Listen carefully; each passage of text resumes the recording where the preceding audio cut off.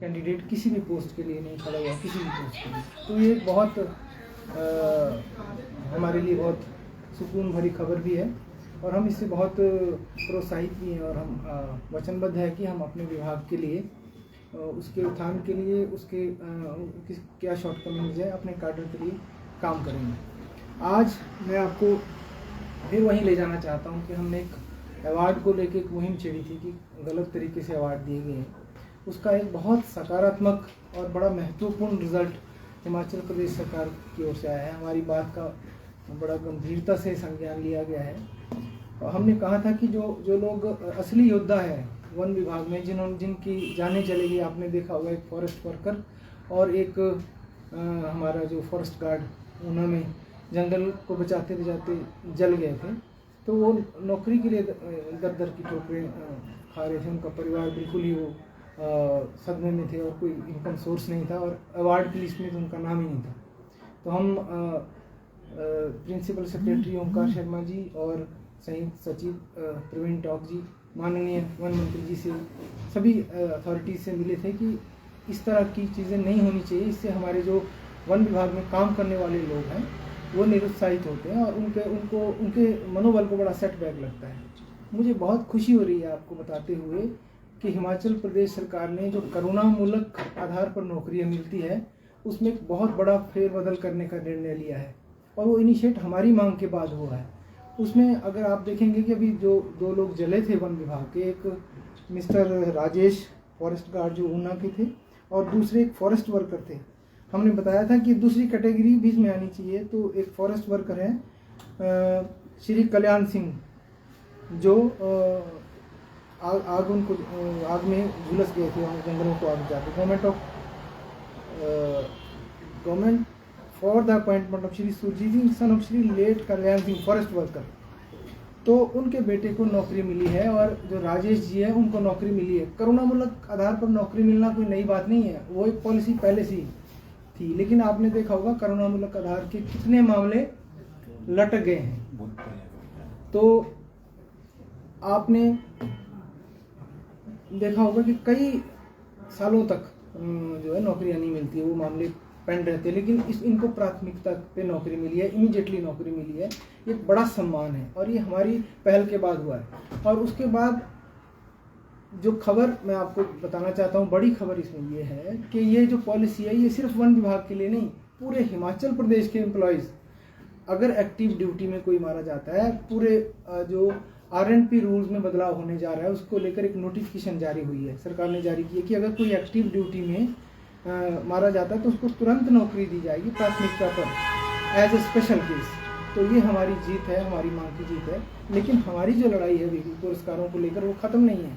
अभी भी हम इंतज़ार कर रहे हैं कि जो आश्वासन इसके अलावा दिए थे, जो लोग जो अवार्ड मिले थे, बहुत सारे लोग अभी भी छूट गए हैं, वो भी इसमें इंक्लूड होने जा रहे हैं। उसके लिए हम कानूनी तौर पे भी ले रहे हैं, जो अपनी राय ले रहे हैं और हमें लगेगा तो हम कानूनी दरवाज़ा खटखटाने को भी पीछे नहीं हटेंगे। लेकिन ये जो करुणामूलक आधार पर फैसला लिया, हम इसका हिमाचल प्रदेश सरकार का आभार व्यक्त करते हैं कि उन्होंने हमारी बातों को गंभीरता से सुना और दो लोग जो बहुत डिज़र्विंग थे, जो जंगलों में आग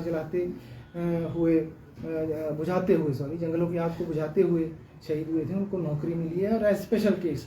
और इसके साथ साथ ही सरकार ने इसको पूरे हिमाचल के एम्प्लॉयज़ के लिए जो है पॉलिसी में बदलाव लाने का प्रावधान किया है। ये बहुत बड़ी बात है। पूरे हिमाचल के एम्प्लॉय, अगर एक्टिव ड्यूटी में कोई एम्प्लॉय मारा जाता है तो आने वाले समय में अब उसको दर की ठोकरें खाने की ज़रूरत नहीं है, उसको तुरंत स्पेशल केस नौकरी मिलेगी।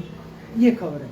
दूसरी चीज़, अभी हमारा जो ये मुख्यालय है, इसमें भी जो यहाँ के हॉप महोदय, हालांकि हम उनसे पुरस्कारों को लेकर तो उनकी जो भी चीज़ें हुई उस पर हम खुश नहीं हैं, लेकिन उसके बावजूद हम उनसे मिले। उन्होंने वन विभाग में भी कई निर्णय लिए हैं, जैसे यहाँ मुख्यालय में भी हमने पूरे ऑफिस का दौरा उनसे कराया, तो इसमें बहुत बड़ी बड़ी चीज़ें हुई है। ये जो हमारा मुख्यालय है, ये पूरा मुख्यालय वाईफाई हो रहा है।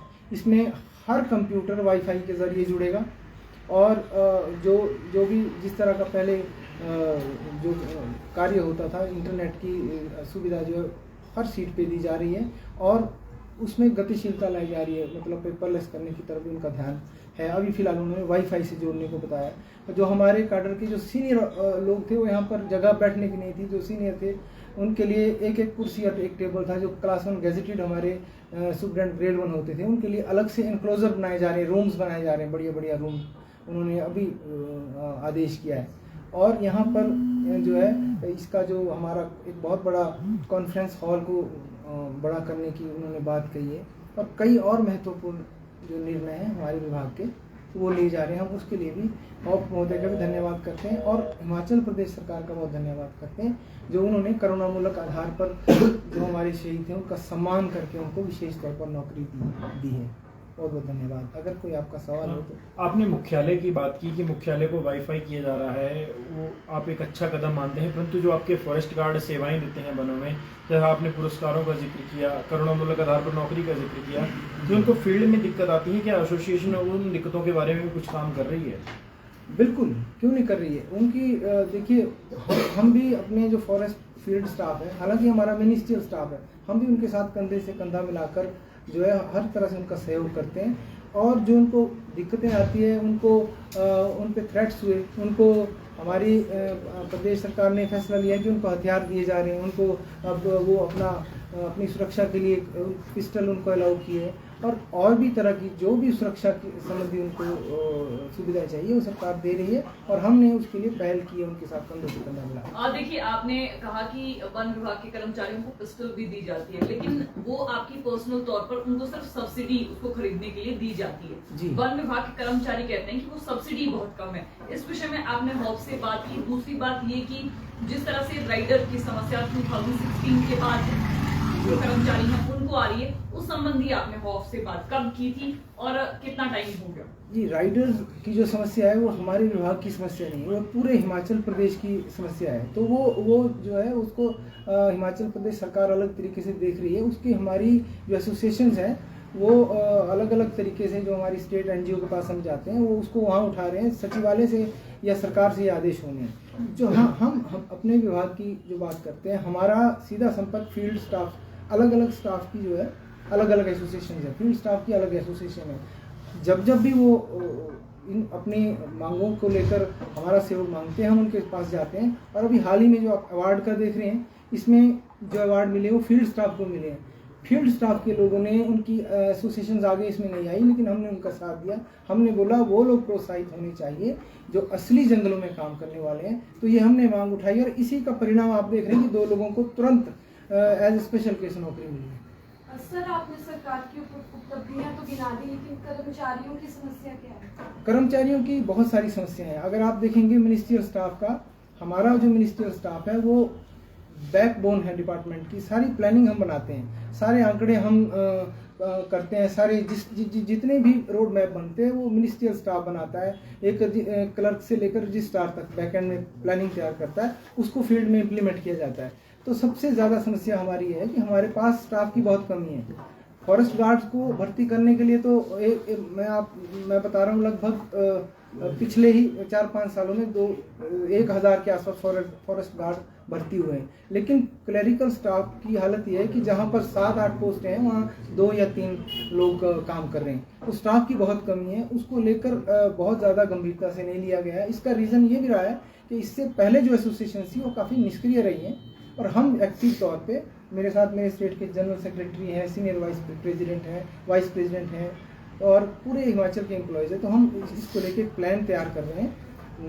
हमारे नए कार्यालय खुले हैं, नए ऑफिस खुले हैं। जो स्टाफ की सिचुएशन है वही है, जो रिटायर हो रहा है उसकी जगह भरे नहीं जा रहे हैं।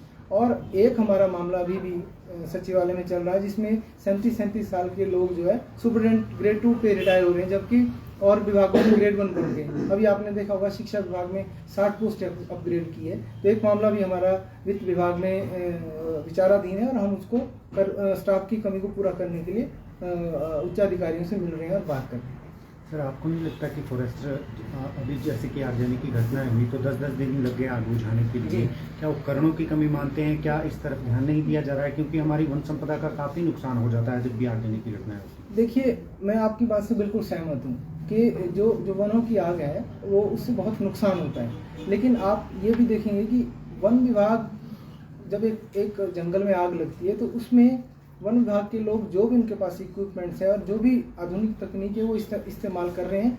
मतलब आप कहें कि हेलीकॉप्टर वाली व्यवस्था तो नहीं है, लेकिन वो फायर लाइन्स बनाते हैं।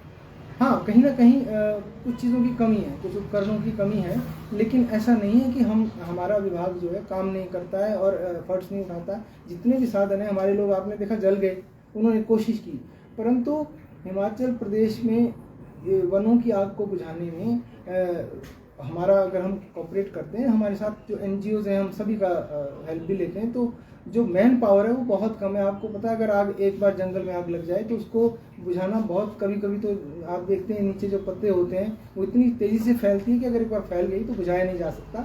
तो इसमें लोगों को भी हमारा साथ देना चाहिए। ये वन विभाग अकेला वनों की आग को कंट्रोल अकेला कर पाना बहुत मुश्किल है, तो इसमें NGOs और लोगों को जागरूक होना पड़ेगा और साथ आना पड़ेगा, तभी ये संभव है। और उपकरण तो अगर जो नई तकनीक है उसको तो उच्च अधिकारियों से आप ज़्यादा पूछें कि उसके लिए वो क्या कर रहे हैं, लेकिन हमारे जो मेरे पास अपडेट्स हैं, जो भी आधुनिक, जैसे आप एक कहते हैं क्रॉस फायर, अगर ऊपर से आग लग रही है तो नीचे हम एक नाली खोद देते हैं ताकि ऊपर वाली आग वहीं तक जाए और दूसरी तरफ क्रॉस फायर करते हैं। और कई उपकरण भी है और सारी चीज़ें हम करते हैं आग को बुझाने के लिए।